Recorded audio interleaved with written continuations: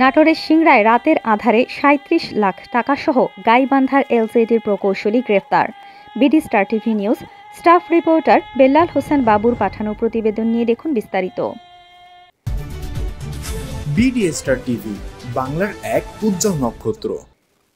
গাইবান্ধার স্থানীয় সরকার প্রকৌশল বিভাগের এলজেডি নির্বাহী প্রকৌশলী সাবিউল ইসলামকে নাটোরের সিংড়া এলাকায় আটক করেছে পুলিশ।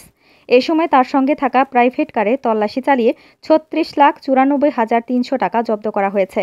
বৃহস্পতিবার ১৩ মার্চ রাত 10:30টার সময় নাটোর বগুড়া মহাসড়কের চলনবিল গেট এলাকায় পুলিশের নিয়মিত চেকপোস্টে তল্লাশির সময় তাকে আটক করা হয়। জানা যায়, বৃহস্পতিবার দিবাগত রাতে নাটোর বগুড়া মহাসড়কের চলনবিল গেট এলাকায় সিংড়া থানার এসআই রাজু হাইওয়ে ডিউটি অবস্থায় একটি প্রাইভেট কার চেক করে অনেক টাকা দেখতে পায়।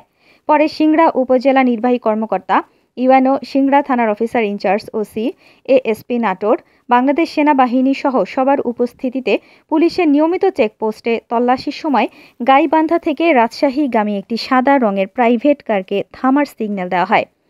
গাড়ির আরোহীর পরিচয় জানতে চাইলে তিনি নিজেকে গাইবান্ধার এলজেডির নির্বাহী প্রকৌশলী বলে পরিচয় দেন।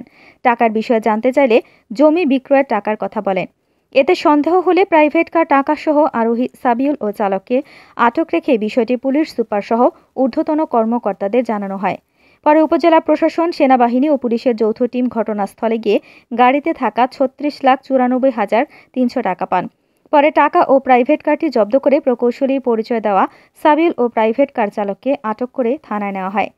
সিংড়া থানার অফিসার ইনচার্জ ওসি আসমাউল হক বলেন, জিজ্ঞাসাবাদে এলজেডির নির্বাহী প্রকৌশলী সাবিউল ইসলাম দাবি করেন, জমি বিক্রির বৈধ টাকা নিয়ে গাইবান্ধা থেকে রাজশাহী যাচ্ছিলেন তিনি। পুরো বিষয়টি খতিয়ে দেখা হচ্ছে। প্রকৌশলী সাবিউল ইসলাম রাজশাহী মহানগরীর লক্ষ্মীপুর এলাকার বাসিন্দা। তিনি বর্তমানে গাইবান্ধায় এলজেডি নির্বাহী প্রকৌশলী হিসেবে কর্মরত। তার আদি বাড়ি সিরাজগঞ্জ জেলায় বলে জানা গেছে। সাবিউল ইসলামের বিরুদ্ধে অভিযোগ রয়েছে, ঘুরে ফিরে তিনি গাইবান্ধা জেলায় ২০ বছর ধরে কর্মরত। এ কারণে একক প্রভাব ও ঠিকাদারদের জিম্মি করা সহ নানা অনিয়ম দুর্নীতিতে জড়িয়ে পড়েন তিনি।